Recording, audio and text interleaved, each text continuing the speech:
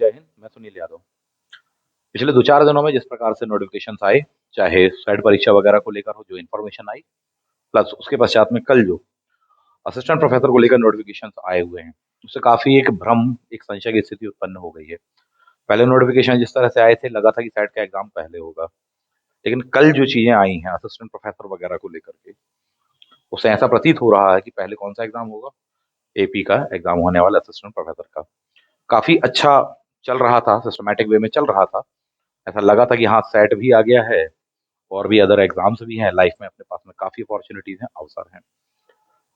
Set की तैयारी करेंगे अनेक विद्यार्थियों ने सोचा था, सेट को क्वालिफाई करेंगे, उसके पश्चात में जब उसका रिजल्ट आ जाएगा, सारी बातें हो जाएंगी, तो फिर असिस्टेंट प्रोफेसर की वैकेंसी आएगी, उसका फॉर्म भरेंगे, दिन रात एक कर देंगे, अच्छी मेहनत करेंगे, सिलेक्शन उठाएंगे, राष्ट्र की सेवा करेंगे, कुछ अपने लिए भी अच्छा करेंगे, ऐसा सोचा था।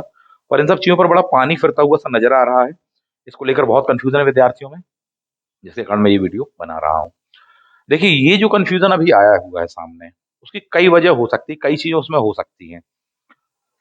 जैसा कि अभी दिख रहा है प्रेजेंट सिनेरियो, जो अपन ऑब्जर्व करें यदि, सबसे पहला पॉइंट तो ये है कि साहब, जो सेट का एग्जाम की डेट दी हुई है, वो प्लस एपी के फॉर्म भरे जाने की जो डेट है, वो दोनों के बीच में एक जबरदस्त क्लैश आ रहा है। क्लैश ये है, एपी के एग्जाम में 31 मार्च फॉर्म भरे जाने की लास्ट डेट है, ठीक है, जबकि सेट का जो एग्जाम है वो 9 अप्रैल को है। यानी कि 9 अप्रैल को एग्जाम होगा, उसके बाद उसका रिजल्ट आएगा, क्वालिफाई करने वाले विद्यार्थी क्वालिफाई करेंगे, उसके बावजूद भी इसका मतलब यह है कि वो फॉर्म नहीं भर पाएंगे। कौन सा? एपी वाला। अभी तक तो यही नजर आ रहा है। तो इससे एक बड़ी ही निराशा आ रही है, तो एक बहुत बड़ा प्रश्न चिन्ह, बहुत बड़ी समस्या उत्पन्न हो गई विद्यार्थियों के सामने। जिस तरह से नोटिफिकेशंस आए हैं, लाइन से बिल्कुल वैकेंसियां कही जानी चाहिए असिस्टेंट प्रोफेसर की, विभिन्न सब्जेक्टों को लेकर, या सारे ही सब्जेक्ट आ चुके हैं, उसके बावजूद भी ये जो मसला आ गया कि साहब, पहले सेट होना चाहिए था, अनेक विद्यार्थियों का यही मत है, उसके पश्चात में होता है एपी का एग्जाम। परंतु यहां जो मैसेज जा रहा है, वो यह मैसेज निकल कर आ रहा है कि पहले कौन सा? पहले होने वाला एपी का एग्जाम, उसके पश्चात में सेट होगा। सेट एग्जाम का इंपॉर्टेंस क्या है? सेट एग्जाम का इंपॉर्टेंस मध्य प्रदेश के विद्यार्थियों के लिए होता है। वो इंपॉर्टेंस यही होता है, चाहे जो भी वैकेंसियां निकल रही हैं एपी की, उसके लिए जो न्यूनतम योग्यता है, या तो सेट होता है या नेट होता है। नेट नेशनल लेवल पर होता है, जो कि काफी टफ होता है, नेशनल लेवल पर कंपटीशन होता है नेट क्वालिफाई करना, या उसमें से भी हायर जेआरएफ वगैरह अवार्ड होना, वो काफी टफ होता है। एक बात, हालांकि दोनों का सिलेबस लगभग सेम होता है। जबकि सेट का जो एग्जाम होता है, वह राज्य के स्तर पर है। अनेक बार वह थोड़ी सा आसान पड़ता है विद्यार्थियों के लिए, एज वगैरह, क्राइटेरिया वगैरह को लेकर भी, और एक लगाव भी होता है राज्य से निवासियों का विद्यार्थियों की। एक ये भी बड़ी वजह होती है कि साहब, हाँ, हम नेट भी क्वालिफाई कर सकते हैं, बट नेट के स्थान पर हमने प्रेफरेंस दे दिया किसको? सेट को दे दिया। एक वजह ये भी होती है। तो स्वरूप शुरुआत में यही होता है कि अपन पहले क्या देंगे? सेट का एग्जाम देंगे, उसके पश्चात में क्वालिफाई करेंगे और फिर ये करेंगे। अभी तक तो यही सिनेरियो रहा है कहीं ना कहीं, परंतु इस बार चेंज। अनेक विद्यार्थियों को लग रहा है कि उनके बिल्कुल सपनों पे पानी फिर गया है। जब सेट ही पहले नहीं होगा, क्वालिफाई कैसे क्या होंगे? पहले ही फॉर्म भरे जा चुके होंगे, दोबारा भरने का अवसर मिलेगा नहीं मिलेगा, क्या कहता है? तो एक बड़ी ही कंफ्यूज करने वाली स्थिति है। इसी विषय को लेकर के मैं बात करना चाह रहा था, जिसके कारण मैं ये वीडियो बना रहा हूं। चलिए, एक एक करके स्टेप बाय स्टेप बात हम करते हैं। आयोग ने 2022 को जीरो ईयर घोषित ना हो, उसके कारण लगातार नोटिफिकेशन दिए हैं, कुछ सोच समझ के ही दिए होंगे, ठीक है। कुछ परिस्थितियां भी रही कि साहब, 4,000 पदों पर भर्ती होनी थी, परंतु 2000 और 2000 के स्लॉट में की जा रही एपी को लेकर के। सेट का नोटिफिकेशन या उसके बारे में इंफॉर्मेशन, नोटिफिकेशन तो नहीं, उसकी इंफॉर्मेशन एपी के पहले आई थी, 22 दिसंबर की, जहां तक मुझे याद आ रहा है 22 दिसंबर ही था। तो इससे मैसेज गया था कि हाँ ये आएगा, और उसके पश्चात में क्या होगा, एपी का। उस समय तक तो एपी की कोई खबर भी अनेक विद्यार्थियों को नहीं रही होगी। अब ये जो कंफ्यूजन क्रिएट हो गया है कि साहब पहले क्या होना चाहिए, सेट होना चाहिए या फिर एपी का एग्जाम होना चाहिए। मेरा भी सोचना यही है, मेरा भी मानना यही है कि पहले सेट का एग्जाम होना चाहिए, उसके पश्चात में एग्जाम होना चाहिए किसका, एपी का। परंतु इस बात को पहले ही स्पष्ट कर दें, यह आयोग का विशेषाधिकार होता है कि उसे कौन सा एग्जाम पहले लेना, कौन सा बाद में। ये चीज बहुत क्लियर है ना। किस एग्जाम में क्या कैसा सिलेबस रखना है, क्या कैसी पद्धति रखनी है, यह आयोग का ही विशेषाधिकार होता है।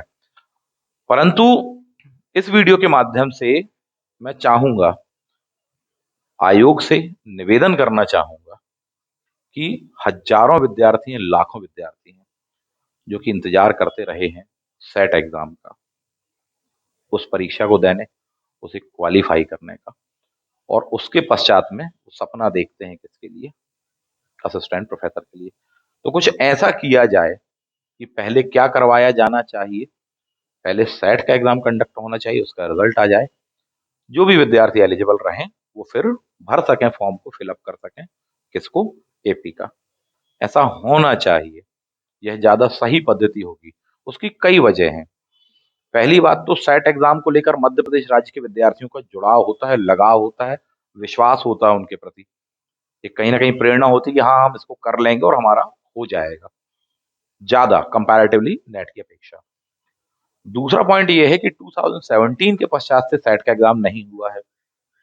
ठीक, यदि हर साल सेट का एग्जाम हो रहा होता तब भी यह बात समझ में आती कि भाई इस साल आपने क्वालिफाई करेंगे, की बजाय ये होता कि हाँ 2021 में क्यों नहीं कर लिए, 22 में क्यों नहीं कर लिए, 20 में क्यों नहीं कर लिए, 19 में क्यों नहीं कर लिए, 18 में क्यों नहीं कर लिए। जब 5-6 साल से आया ही नहीं तो सर कहाँ से कर लेते।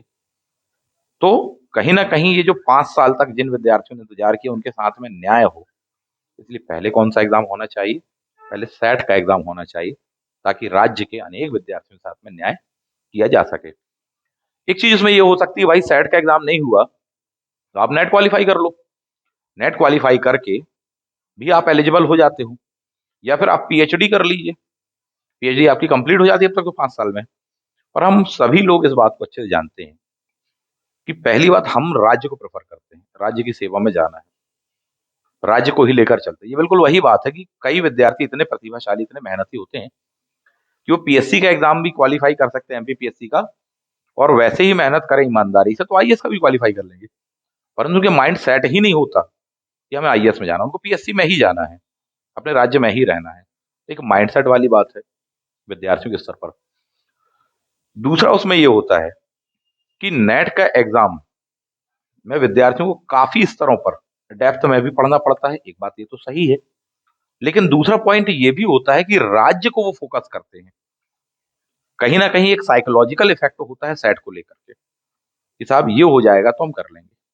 तो इसलिए उनका झुकाव अधिक कहाँ होता है, सेट की ओर। रही बात पीएचडी की, पीएचडी की वैसे ही सीटें कम होती हैं,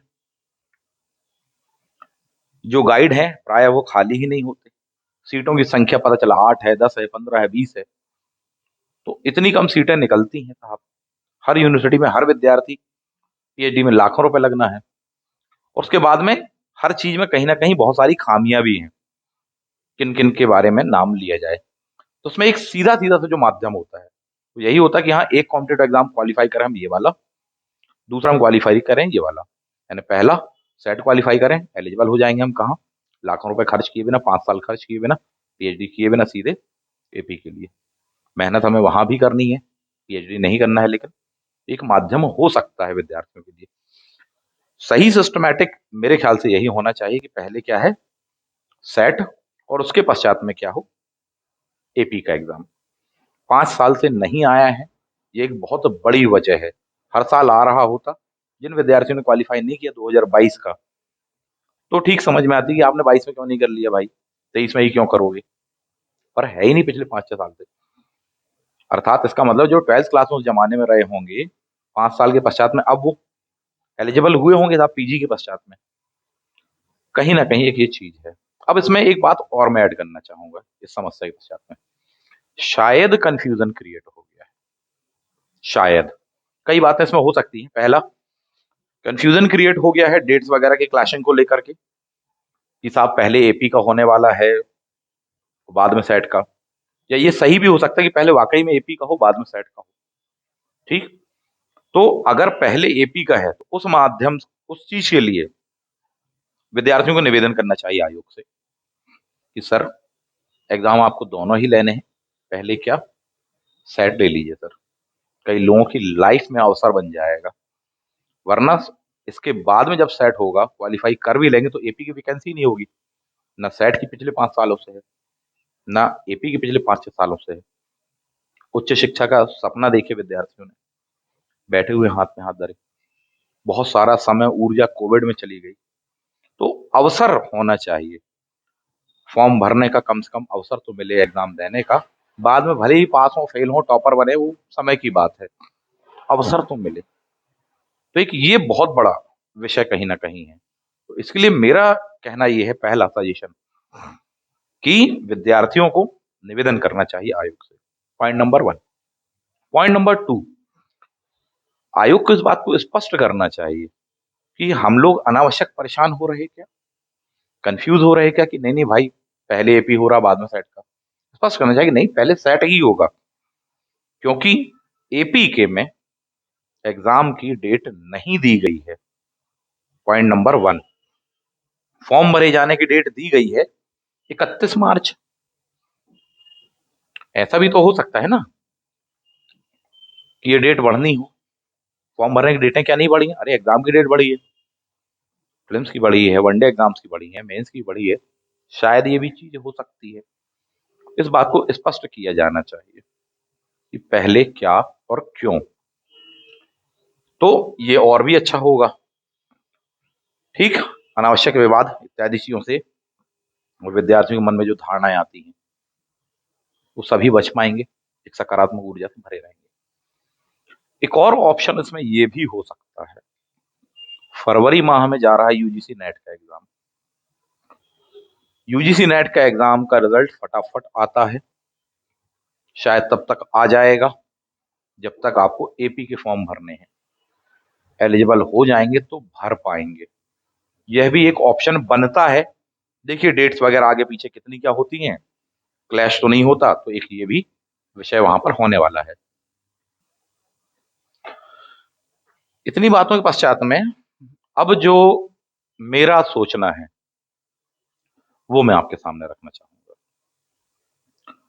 जो अपना मैसेज है वह मैं आपको देना चाहूंगा, क्योंकि इन बातों से लगभग आप परिचित रहे, या इन सुझावों की ओर या इन समाधानों की ओर आपका ध्यान चला गया होगा।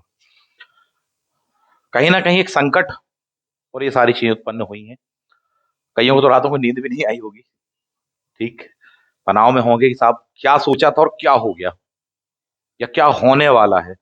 आंखों के सामने से वो चीज आ करके वो जा रही है, इतना बड़ा अपने आप में नुकसान है। न जाने क्या गुजर रही होगी अनेक विद्यार्थियों के दिल दिमाग में।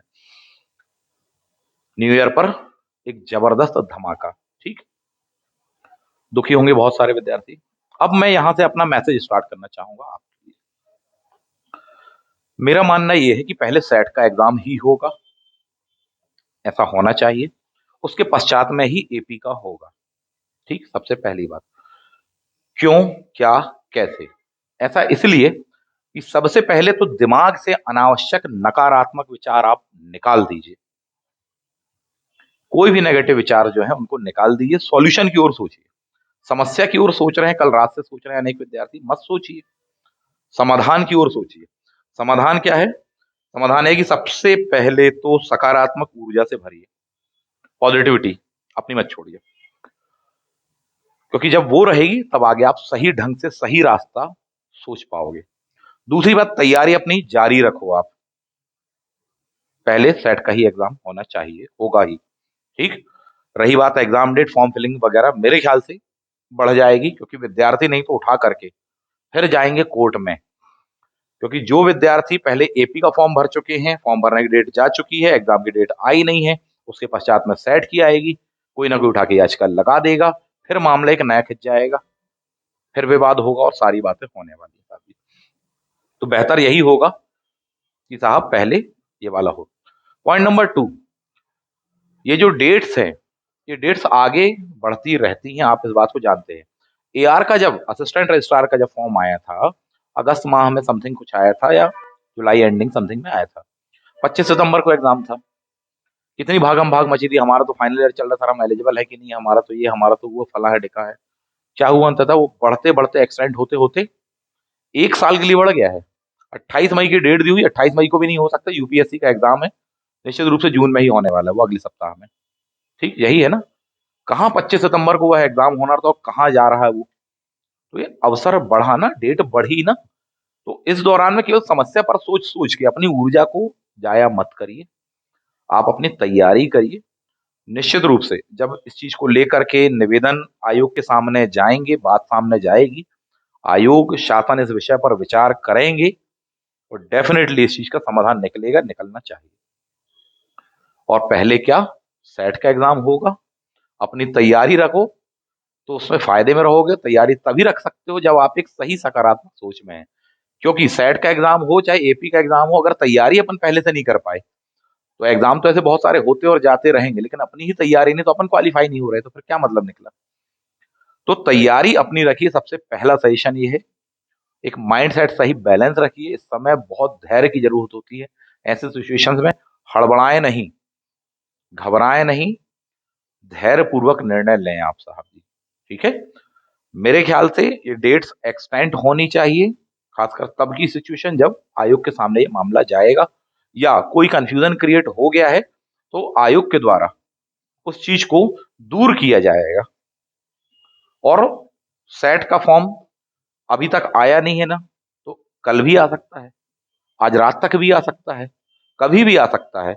और ऐसा भी हो सकता है कि आप देखें, ऑब्जर्व करें, एपी की डेट दी है फरवरी मार्च की, हो सकता है सेट में इतना फास्ट फॉरवर्ड काम हो कि बोले साहब 15 से 20 दिन का आपको टाइम दिया जाएगा फॉर्म भरने के लिए।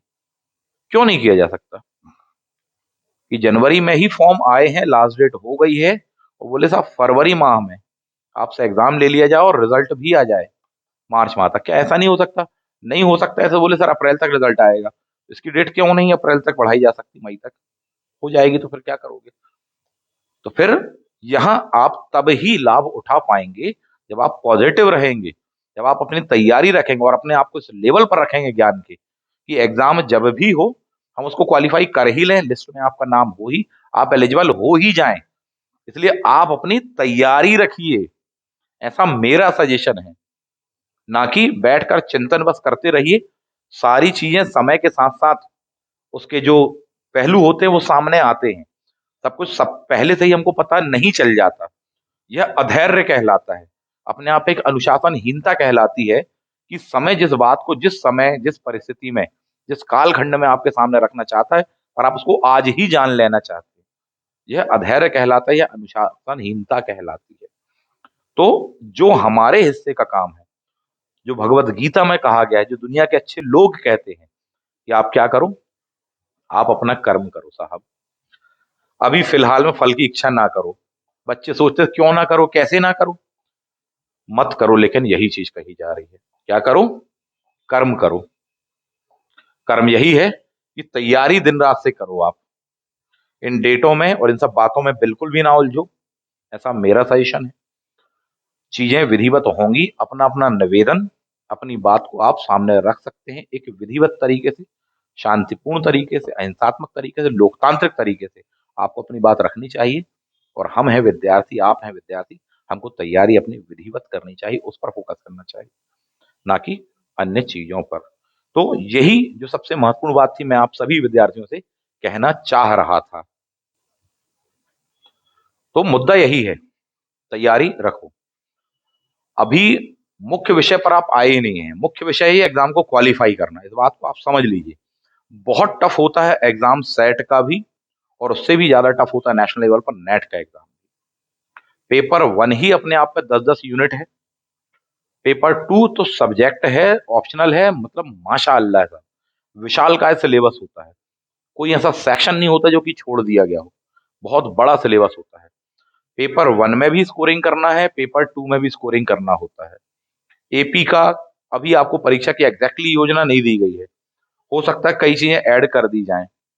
तो आप जितना आपके सामने पहले से कि जिसमें बदलाव नहीं होगा, कि हाँ आपके ऑप्शनल में बदलाव नहीं होगा, ठीक, पेपर वन के अनेक सेक्शनों में बदलाव नहीं होगा, जो कि मैं पिछले वीडियो में बता चुका हूँ।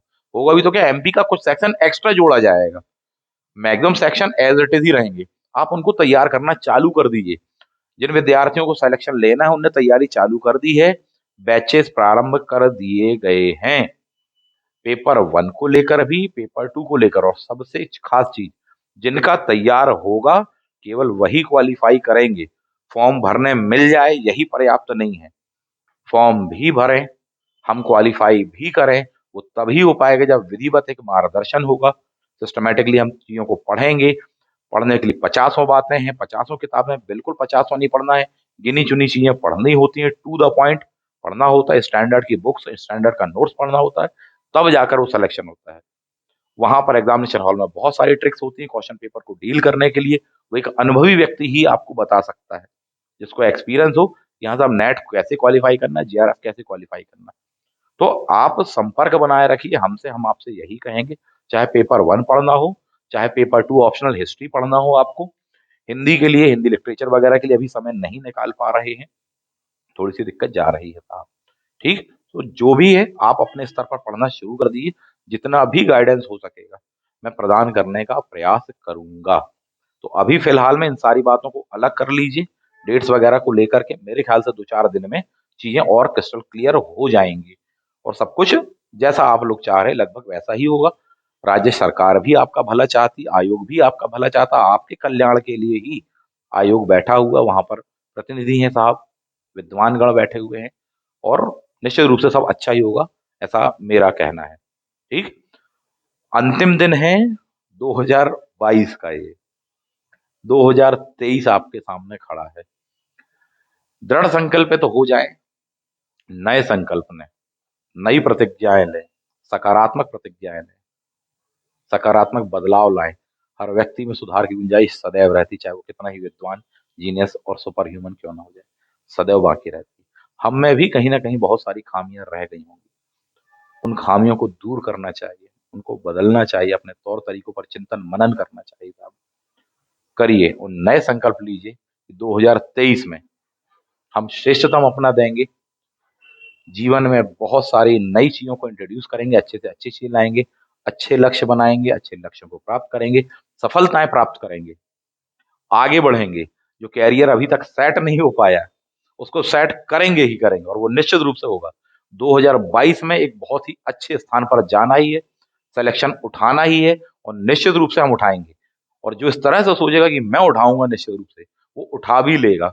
वरना ढीले ढाले जो स्वरूप में चल रहा है कि हाँ हो गया तो ठीक है, नहीं तो चला लेंगे पंचवची कार्यक्रम, नहीं, बिल्कुल चेंज, एक नए स्वरूप में, एक नए चरित्र, एक नए व्यक्तित्व के साथ में अपने आप को निखारिए। और सुधार की गुंजाइश भी है, जरूरत भी है, समय की डिमांड भी है, लगातार कट ऑफ भी बढ़ रहा है, कंपटीशन भी लगातार बढ़ रहा है।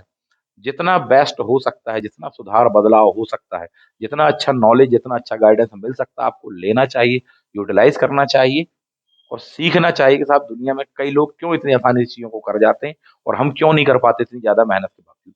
वो एक अनुभवी व्यक्ति से ही आपको मिल सकता है। तो ऐसे सभी लोगों के साथ में आप जुड़े रहिए। मैं बात ये नहीं कह रहा हूँ कि कोचिंग बस, मैं ये कह रहा हूँ कि जीवन के हर क्षेत्र में, चाहे वो आपके सामाजिक क्षेत्र के हो, चाहे व्यक्तिगत क्षेत्र के हो, चाहे आपके घर के बड़े बुजुर्ग हों, उन सभी से कुछ ना कुछ लेते रहिए। और हम लोग तो बैठे ही हैं कुछ ना कुछ देने के लिए फीस लेकर के, तो हम लोगों की तो कोई कमी ही नहीं है साहब जी।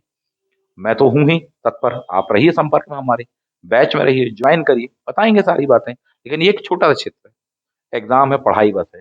जीवन के प्रत्येक पहलू में मैंने कहा सुधार और विकास की गुंजाइश सदैव होती है। और वो कौन कर सकता सुधार, वो मोटिवेशन कौन कर सकता है, कोई नहीं कर सकता सिवाय आपके। जब तक व्यक्ति खुद मोटिवेट नहीं होना चाहे, जब तक व्यक्ति खुद आगे नहीं बढ़ना चाहे, उसको कोई आगे नहीं बढ़ा सकता। अपने आप में उस चीज को लाइए, एक नई ऊर्जा से भर जाइए। 2023 आपके लिए बिल्कुल बदलाव का होगा, एक सकारात्मक बदलाव का होगा, आश्चर्यजनक बदलाव का होगा। आप जीवन में बहुत कुछ जो अभी तक नहीं पा सके, निश्चित रूप से उसको अचीव करेंगे। 2023 अचीवमेंट का वर्ष होगा। यह कमिटमेंट अपने आप के साथ में कीजिए, यह दृढ़ संकल्प लीजिए, सोचिए, चिंतन मनन कीजिए, कहाँ सुधार करना, क्या कमी रह गई है, उसको लेकर बदलाव करके आगे बढ़िए साहब जी। और बिल्कुल वो बदलाव आएगा। इन्हीं बातों के साथ में नए वर्ष की आपको मैं शुभकामनाएं देना चाहता हूँ। अपने छोटे भाइयों बहनों को, अपने मित्रों को, कुछ यदि ऐसा कहा हो जिसके कारण आपको अच्छा ना लगा हो, उसके लिए क्षमा प्रार्थी भी हूँ। पूरे वर्ष में कई वीडियो मेरे सामने आए होंगे। हो सकता है कई बातें ऐसी रह भी गई होंगी जो कुछ लोगों को उतनी अच्छी नहीं लगी हो, पसंद ना आई हो। सदैव गुंजाइश होती है प्रत्येक व्यक्ति के जीवन में, यदि आपके है तो मेरे भी जीवन में यह गुंजाइश होती है। क्षमा की, प्रेम की, दया की, सहयोग की इत्यादि मानवीय मूल्यों की सदैव गुंजाइश होती है। तो ये चीज करिए। किसी भी स्तर पर हो, पढ़ाई के बिगिनर हैं, नॉलेज बहुत है, बहुत ज्ञानी है, महाज्ञानी है, किसी भी स्तर पर है, गुंजाइश सदैव बाकी होती है। उस चीज को लाइए। बिल्कुल बिगिनिंग लेवल पर हैं, बहुत कमजोर हैं, आर्थिक, सामाजिक इत्यादि पृष्ठभूमि, शैक्षणिक पृष्ठभूमि पिछड़ी, कोई दिक्कत नहीं, सफलता आपको मिलेगी 2023 में। बिल्कुल वही कि नन्ही चींटी जब दाना लेकर ऊंची दीवारों पर चढ़ती है 100 बार फिसलती है, तो वह चीज है साहब। और उसके बावजूद भी वह सफलता हासिल करती है, अपने लक्ष्य को पा जाती है। तो बिल्कुल उसी परिप्रेक्ष्य में, उसी वे में, उसी तरीके में अपनी जिंदगी को जीने का दौर आ चुका है। बहुत सारे अवसर हैं साहब जी। एक सही तरीका लाइए, बदलाव लाइए, कंट्रोलिंग लाइए अपनी लाइफ के पहलुओं पर। सभी पर भले नहीं आ सकती, जिन चीजों पर आ सकती लाइए। खासकर वे चीजें जिन पर आपका हैंड काम करता है, जो आपके नियंत्रण में है। सिलेक्शन आपके नियंत्रण में है, टॉपर बनना आपके हाथ में है। टॉपर आप अपनी मेहनत से ही बनेंगे, सेलेक्ट आप अपनी मेहनत से ही होंगे। वो आपके हाथ का काम है। आपका हाथ उसमें यह है कि आपको दिन रात मेहनत करनी है, सही मार्गदर्शन में रहना है। ये किसी और के हाथ का काम नहीं है, ये आपकी मेहनत का, ये आपके हैंड का काम है। जो अभी तक सफलता नहीं मिली है, उस सफलता को आप प्राप्त कर सकते हैं, तो ये आपके हैंड का काम है। कम से कम जो आपके हैंड का उसको करिए, और उसके लिए जितना मेहनत करनी पड़े, जो करना पड़ जाएगा साहब जी, सारे अच्छे से अच्छे तौर तरीके आप अपनाइए। और मैं तो यही कहूंगा, हमारे साथ में क्लास में जुड़िए। जो भी श्रेष्ठतम हो सकेगा, बेहतरतम हो सकेगा, वह देने का प्रयास करेंगे। तो इन्हीं सब बातों के साथ में, और एक सही वे में, यहाँ से आप परेशान ना हो। सारी बातों का सार ये है कि ये सब चीजों में बदलाव आएगा, मैसेज जाएगा जब चीजों में, तो निश्चित रूप से सेट का एग्जाम पहले होगा, बाद में एपी का होगा। इन्हीं आशाओं के साथ में, और ढेर सारी शुभकामनाएं नए वर्ष की। ढेर सारे चैलेंजेस जो आपके सामने खड़े हुए हैं, जो आपको डरा रहे हैं, धमका रहे हैं, घबरा रहे हैं, लाइफ में चैलेंजेस लगातार आ रहे हैं, उनके लिए एक ही लाइन बना के रखना कि जिंदगी में चैलेंजेस आए तो उनको स्वीकार करो बिना डरे, और कहना वंस अगेन मैं फिर मिलूंगा। ठीक है, मिलते हैं नेक्स्ट वीडियो में। Thank you. जय हिंद।